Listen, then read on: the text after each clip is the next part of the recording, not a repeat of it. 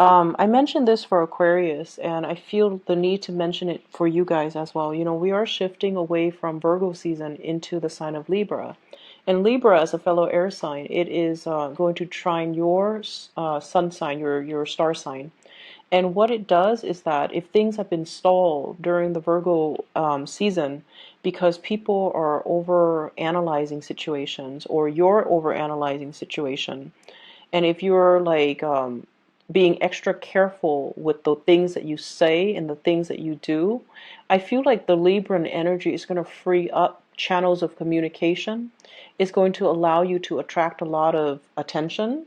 It's going to allow you to shine in a work environment, and it's also going to allow things and communication and decisions to be made and be smoothed out in a lot of areas of your life. So the energy is a lot more conducive for free flowing energy, communication, decision making. Everything is going to seem like it's in clear focus, so you're not going to be second guessing yourself.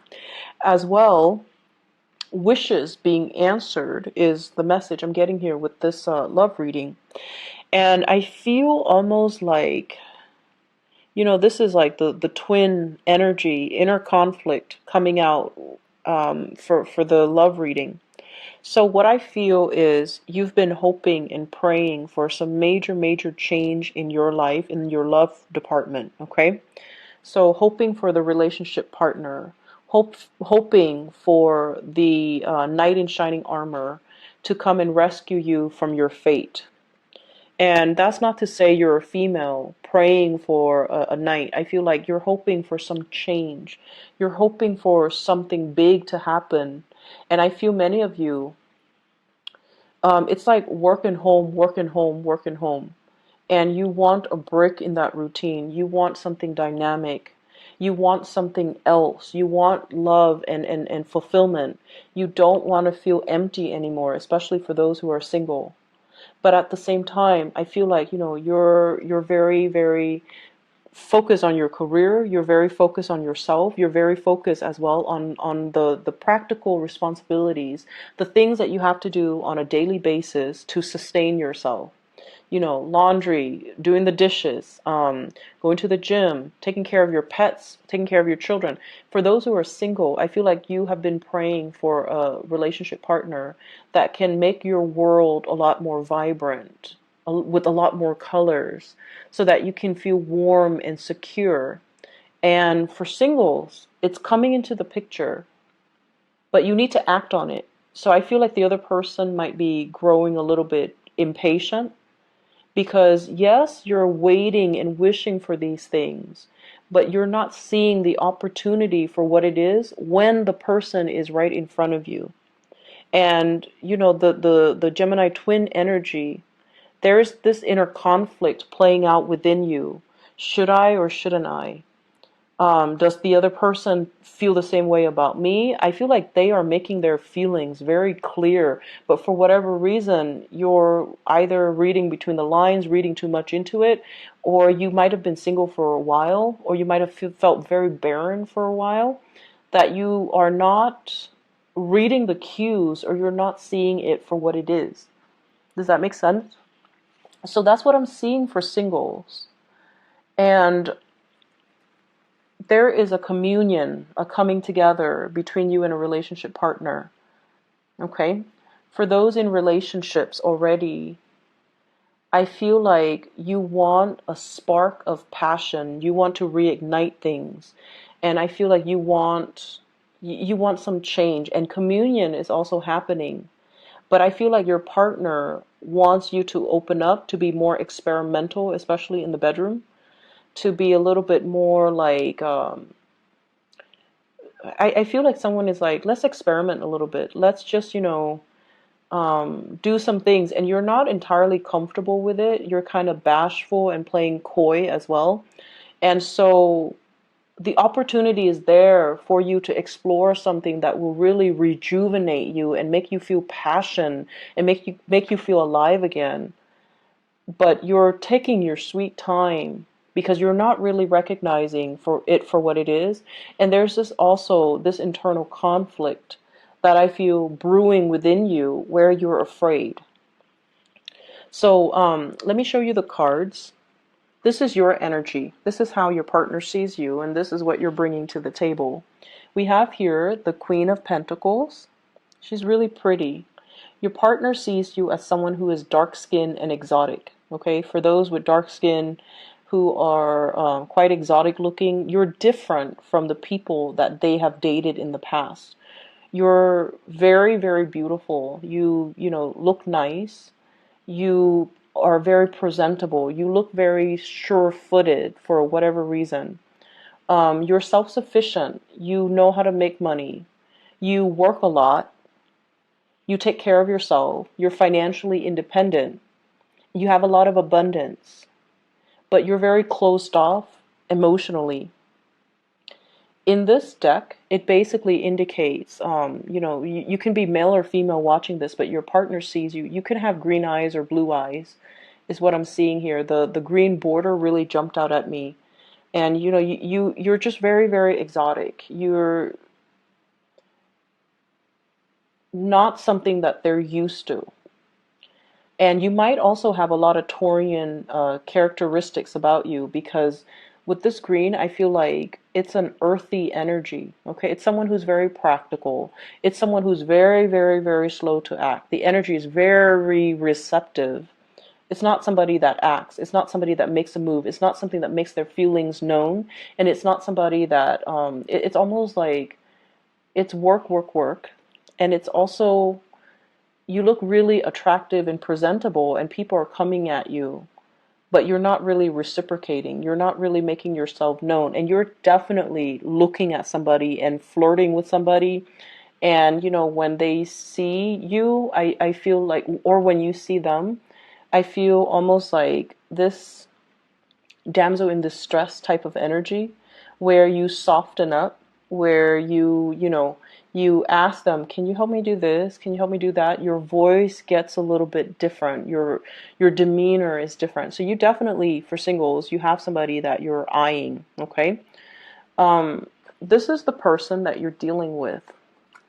And the message I'm getting from this card is forget me not. This is someone that is not easy to forget. They're very memorable.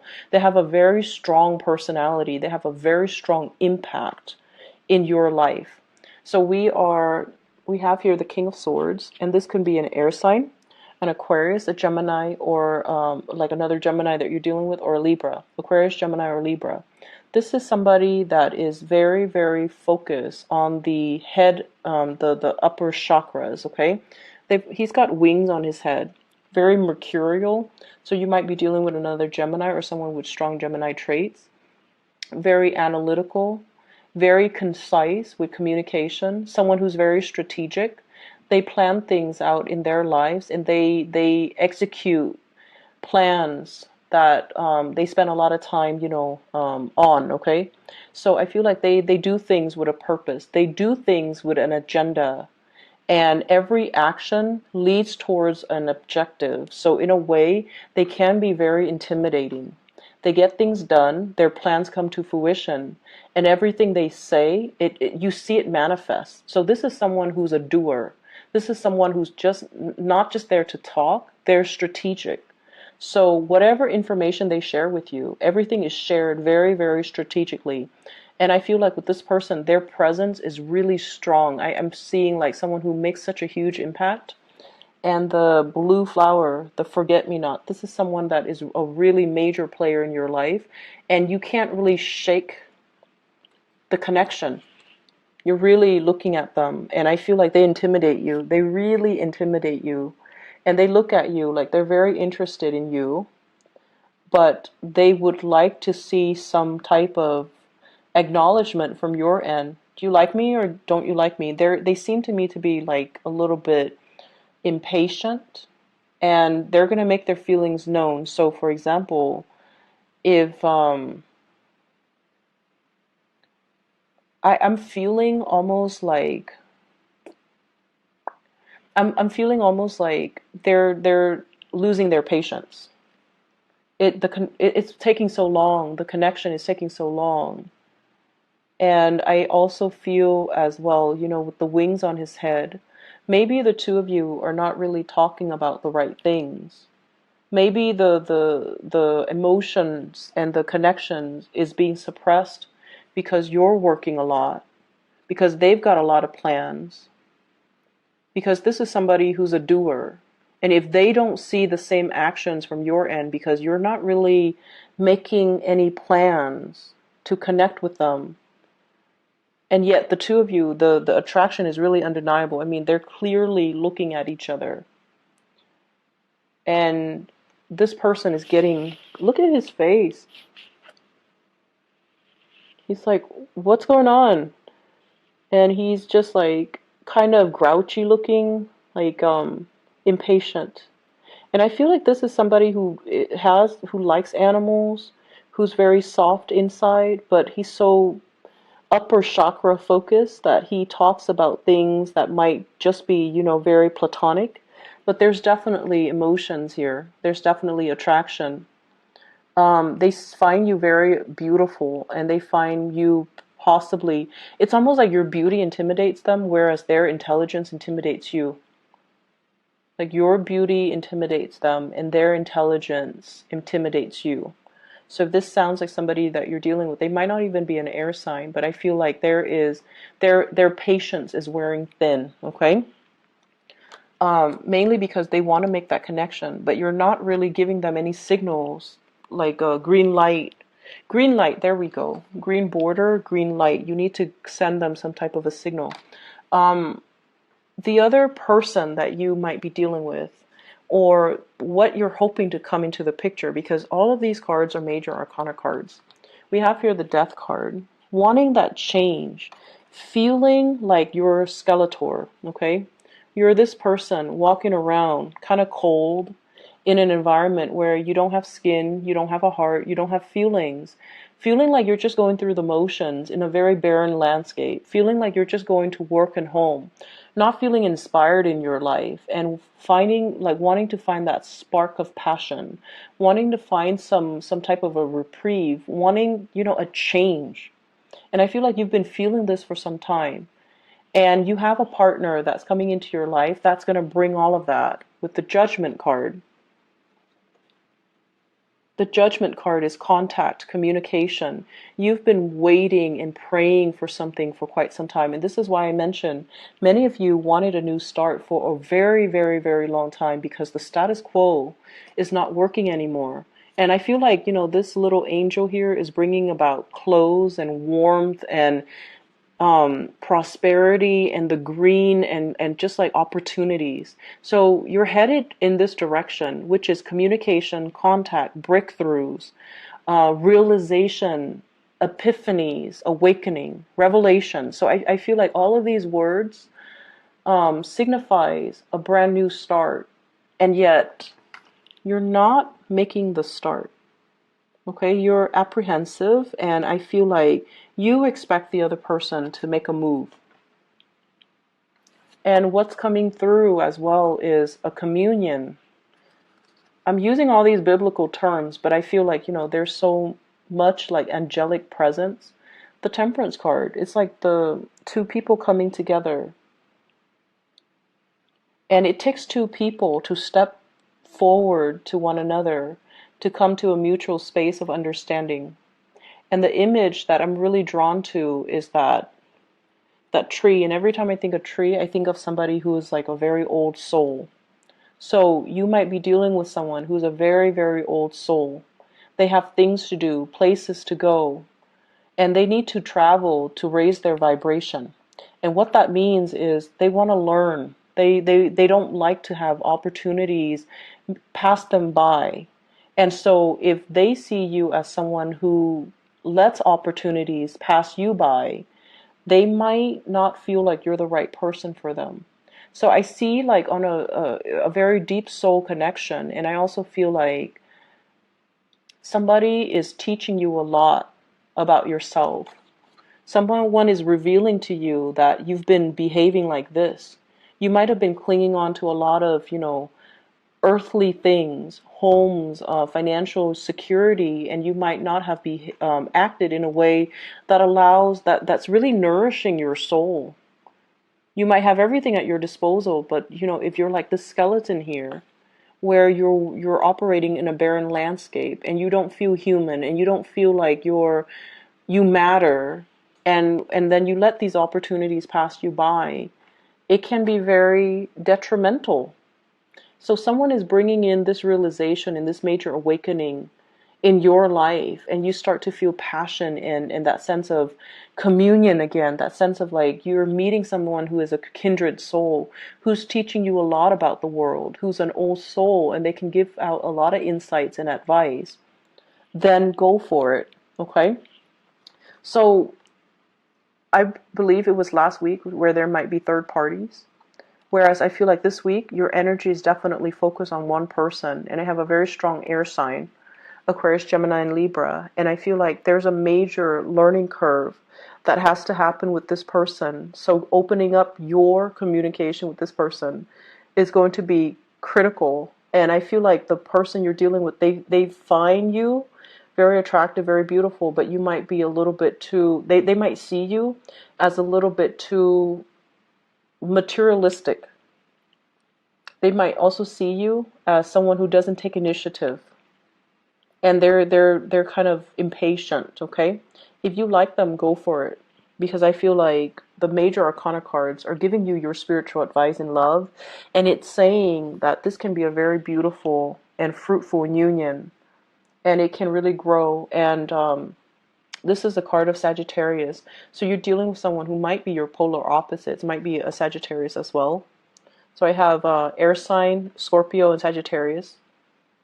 So Aquarius, Gemini, Libra, Scorpio, Sagittarius. But these are people that are very polar opposites from you. In other areas of your life, your spiritual advice here is, once again, the big reveal, the revelation. And I feel as if it's a continuation of the love reading. That's what it feels like to me. And I feel like it harkens back to last week's energy where there might be a third party interfering. So I hate to, revisit the same themes, but that's what it feels like, because we have the Ace of Cups, the High Priestess, the Seven of Swords. And the Ace of Cups deals with love. The High Priestess deals with information that's hidden from the light. And the Seven of Swords, sneaky behavior. So I feel like, third party interference, that's still coming through in your home life, in your work life. So workplace attraction, possibly affecting the home life relationship. So just to put that out there. And what I'm seeing here is, for many of you, I feel almost as if